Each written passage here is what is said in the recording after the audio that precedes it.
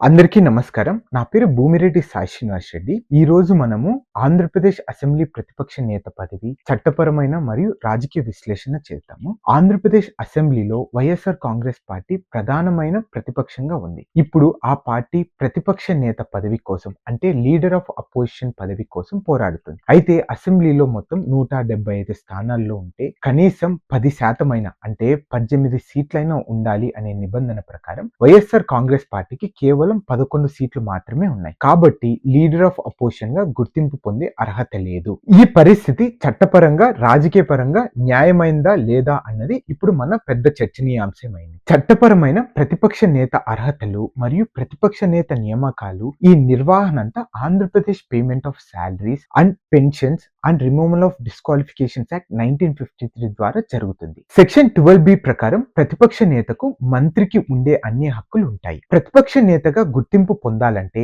అసెంబ్లీలో అత్యధిక స్థానాలు కలిగిన ప్రతిపక్ష పార్టీ అవ్వాలి. మన దేశంలో ప్రతిపక్ష నేత హోదా గురించి అమలు అవుతున్న నిబంధనల ప్రకారం మొత్తం అసెంబ్లీలో 10% సీట్లు ఉండాలి. వైఎస్ఆర్ కాంగ్రెస్ పార్టీకి మాత్రం కేవలం 11 సీట్లు మాత్రమే ఉన్నందున ప్రతిపక్ష నేతగా గుర్తింపు పొందే అర్హత లేదు. ఇప్పుడు మనం చరిత్రలో ఇటువంటి ఉదాహరణల గురించి తెలుసుకుందాం. ఈ సమస్య మనకు కొత్తేమి కాదు. గతంలో కూడా ఇటువంటి సంఘటనలు చాలా జరిగాయి. ముందుగా 1991లో తమిళనాడు అసెంబ్లీలో డిఎంకే పార్టీకి 22.5% ఓట్లు వచ్చినా కేవలం 2 సీట్లు మాత్రమే వచ్చాయి. కనీస అర్హత లేకపోవడంతో ప్రతిపక్ష నేత పదవిని రాలేదు. మన అందరికీ తెలుసు 2014 లోక్సభ ఎన్నికల్లో కూడా రాహుల్ గాంధీ గారికి లీడర్ ఆఫ్ అపోజిషన్ అనేది రాలేదని. ఆ రోజు కాంగ్రెస్ పార్టీకి 44 సీట్లు వచ్చినప్పటికీ ఎల్ఓపి అవ్వాలంటే 55 సీట్లు కావాలి. కాబట్టి స్పీకర్ గారు ప్రతిపక్ష నేతగా గుర్తించలేదు. కానీ అతనికి మెయిన్ లీడర్ ఆఫ్ అపోజిషన్ గా గుర్తించి ఆ రోజు కాంగ్రెస్ పార్టీకి ఇవ్వాల్సిన సమయము అంటే 44 సీట్లకు ఇవ్వాల్సిన సమయము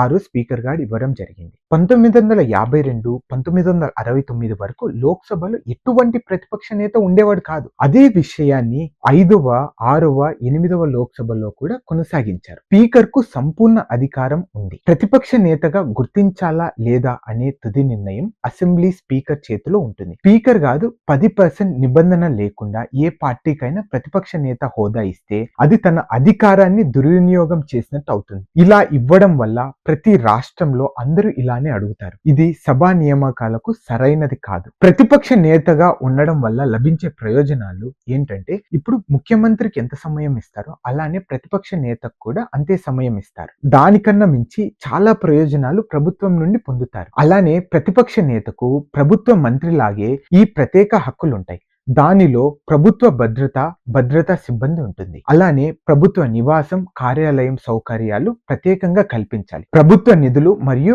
ప్రయాణ మరియు ఇతర అలవెన్సులు కూడా ప్రతిపక్ష నేతకు సపరేట్ గా ఇవ్వాల్సిందేది ఉంటుంది. అయితే కనీస అర్హత లేకుండా ఈ హక్కులను ఒక సాధారణ ఎమ్మెల్యేకి ఇవ్వడము ప్రజాస్వామ్య న్యాయాన్ని విస్మరించడమే అవుతుంది. ఇప్పుడు మనము అసెంబ్లీ బహిష్కరణ సరైన మార్గమా లేదా అనే దాని గురించి చర్చించుకుందాం. వైఎస్ఆర్ కాంగ్రెస్ పార్టీ మా నేతకు లీడర్ ఆఫ్ అపోజిషన్ గా గుర్తించకపోతే అసెంబ్లీకి హాజరు కాము అని ప్రకటించింది. కానీ తాను ఈ రోజు తను అసెంబ్లీకి వస్తాననే నిర్ణయాన్ని మేము రాష్ట్రమంతా ఆహ్వానిస్తున్నాం. ఇక్కడ ఒక చిన్న ముఖ్యమైన ప్రశ్న వస్తుంది. ఎమ్మెల్యేగా పోటీ చేసి గెలిచి అసెంబ్లీకి రాకపోతే ఆ నియోజకవర్గ ప్రజల సమస్యలు ఎవరు వినిపిస్తారు? ప్రజాస్వామ్యంలో ప్రజల గలం అసెంబ్లీలో వినిపించాల్సింది, బయట సభల్లో కాదు. ప్రతిపక్ష పార్టీ ప్రభుత్వం తీసుకునే నిర్ణయాలను ప్రశ్నించాలి. ప్రతిపక్ష పార్టీ గొప్పతనాన్ని గురించి మీ అందరికి వివరిస్తాను. ప్రతిపక్ష పార్టీ ప్రభుత్వం తీసుకునే నిర్ణయాలను ప్రశ్నించాలి, అసెంబ్లీలో మాట్లాడాలి, ప్రజా సమస్యలను అధికారిక రికార్డుల్లో నమోదు చేయించాలి. అసెంబ్లీలో రావడం మానేయడం ప్రజాస్వామ్య వ్యతిరేకత చర్య.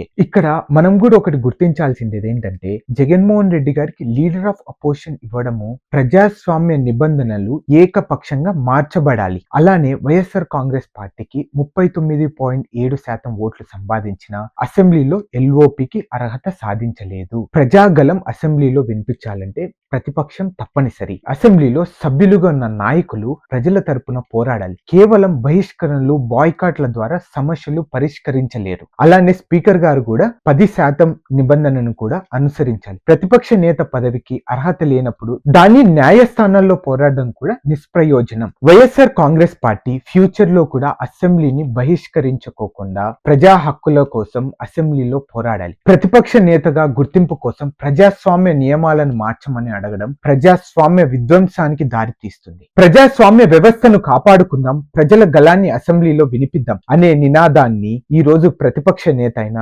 జగన్మోహన్ రెడ్డి గారు ఆలోచించి తప్పకుండా అసెంబ్లీకి హాజరై ప్రజల తరపున గళం విప్పాలని కోరుకుంటున్నాను. Thank you.